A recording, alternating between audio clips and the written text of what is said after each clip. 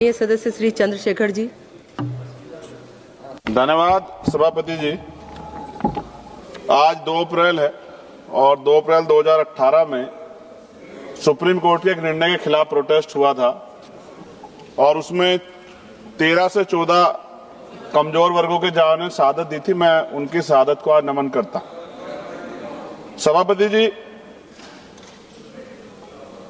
2021 से 2025 तक 749 सीएपीएफ के जवानों ने आत्महत्या की। सरकार बताए जवान दुश्मन से ज्यादा अपने सिस्टम से क्यों हार रहा है। और पिछले कुछ वर्षों में 46,000 से अधिक सीएपीएफ के जवानों ने और अधिकारियों ने वीआरएस ले लिया। आखिर ऐसी क्या परिस्थितियां हैं कि देश की सुरक्षा में लगे जवान खुद इस सेवा को छोड़ने को मजबूर हो रहे हैं। सभापति जी, 2023 का इलेक्शन हुआ, भारतीय जनता पार्टी 3 स्टेट जीती और उन्होंने पुराने नेताओं को हटा के नए लोगों को मुख्यमंत्री बनाया।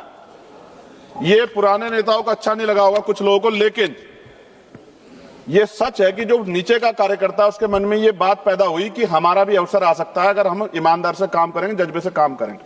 वही पार्टी, वही सरकार जो नए अवसर की बात करती है, नए लोगों को कि भाई हमारी पार्टी में कोई नीचे का आदमी भी राष्ट्रीय अध्यक्ष बन सकता है, वही पार्टी ऐसा बिल लाई है जिसको लेके हमारे सीएपीएफ के जवानों में और अधिकारियों में चिंता है।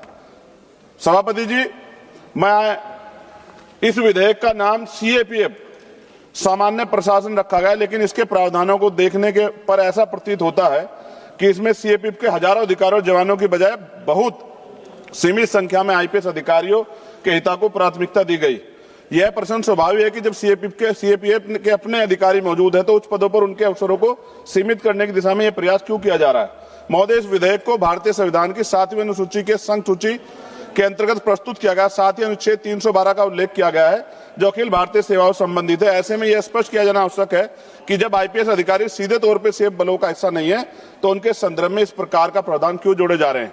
महोदय, विधेयक में यह भी दिखा गया है कि कुछ प्रावधानों के माध्यम से नियम बनाने का अधिकार एक सीमित दायरे में केंद्रित किया जा रहा है। इससे यह आशंका उत्पन्न होती है कि सीएपीएफ के अधिकारियों के हितों की सुरक्षा और पारदर्शिता और संतुलन प्रभावित हो सकता है।